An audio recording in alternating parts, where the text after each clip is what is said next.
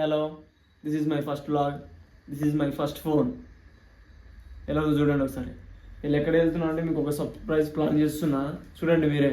Cash లేకుండే అయితే cash తీసుకోవడానికి మళ్ళీ రిటర్న్ వచ్చినాయి. నేను చాలా దూరం పోయి సర్లే ఒక 200 ఉండే అంతే. దీన్ని తీసుకొని పోవాలంతే ఇప్పుడు మనం.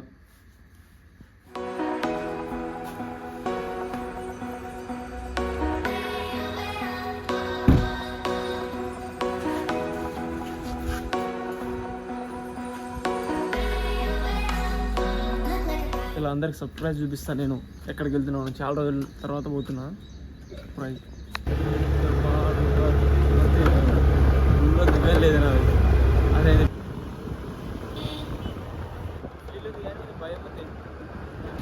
ప్లీజ్, నా దగ్గర మైక్ లేదని వాయిస్ ఓవర్ ఇస్తున్నా.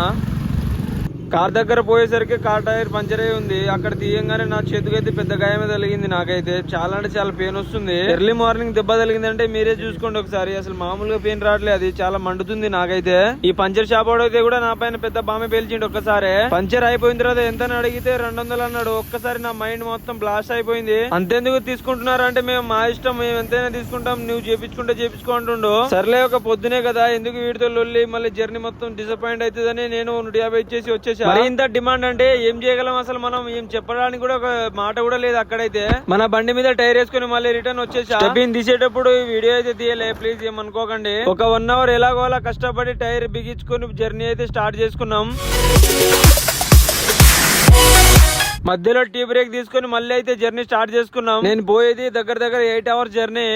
కార్ స్టార్ట్ చేసుకుని కొద్ది దూరం వచ్చామో లేదో ఒక చిన్న యాక్సిడెంట్ అయిపోయింది ముందైతే. దేవుడి దయ వల్ల ఎవరికేం కాలేదు. మన జర్నీ కొంచెం ఫాస్ట్ మూడ్ లో పెడతా చూడండి.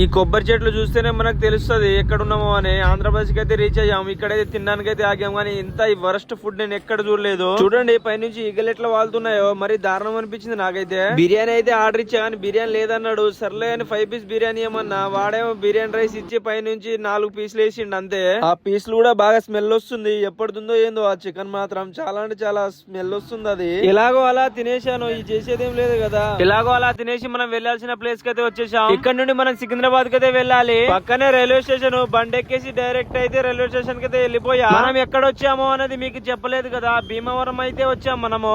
ఎందుకు వచ్చానో తర్వాత చెప్తా. టికెట్ తీసుకొని ప్లాట్ఫారం కి అయితే వెళ్ళిపోయా నేనైతే.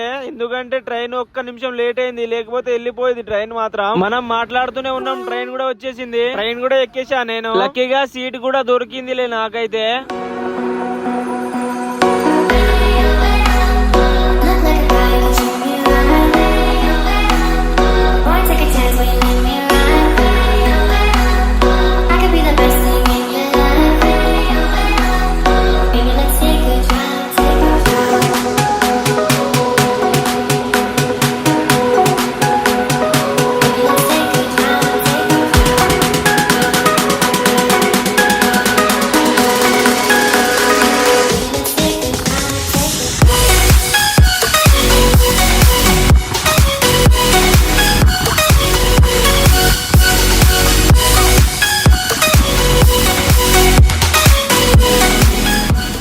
గంటలు ట్రావెల్ చేసిన తర్వాత విజయవాడ అయితే వచ్చేసింది. పోయి టికెట్ కౌంటర్ల దగ్గర పోయి అడిగితే ఇప్పుడేం ట్రైన్ లేవు, రాత్రి 10:30కు ఉందన్నారు. నేనేమో 6:40కే దిగేసా ట్రైన్ విజయవాడలో. చేసేదేం లేదు కదా, టికెట్ తీసుకుని ప్లాట్ఫారం కి అయితే నడుచుకుంటూ వెళ్ళిపోతున్నా. విజయవాడ స్టేషన్ లో ఏం అర్థం కావట్లేదు, ఎందుకంటే మనం విజయవాడకి అయితే ఎప్పుడు రాలేదు. విజయవాడ సిటీకి వచ్చినాం కానీ స్టేషన్ కి వెళ్ళి ఎప్పుడు రాలేదు. మనం అటు ఇటు చేసి 3 గంటలు మాత్రం వెయిట్ చేసి ఆ తర్వాత వచ్చింది మనం వెళ్లాల్సిన ట్రైన్. అది కూడా మొత్తం రష్ తోనే ఉన్నది. మనం ఎక్కినాం జనరల్ లా. మళ్ళీ అక్కడి నుండి 7 గంటలు నిలబడి వెళ్లాల్సి వచ్చింది సికింద్రాబాద్ కి అయితే. జనరల్ లో మాత్రం మామూలుగా లేరు జనాలు మాత్రం. ఎలాగోలా కష్టపడి పొద్దున 5ంటికి మాత్రం మనం దిగేసాం సికింద్రాబాద్ లా. ఇక్కడ నుండి మనం బస్ ఎక్కేసి మన రూమ్ కి అయితే వెళ్లిపోయాం.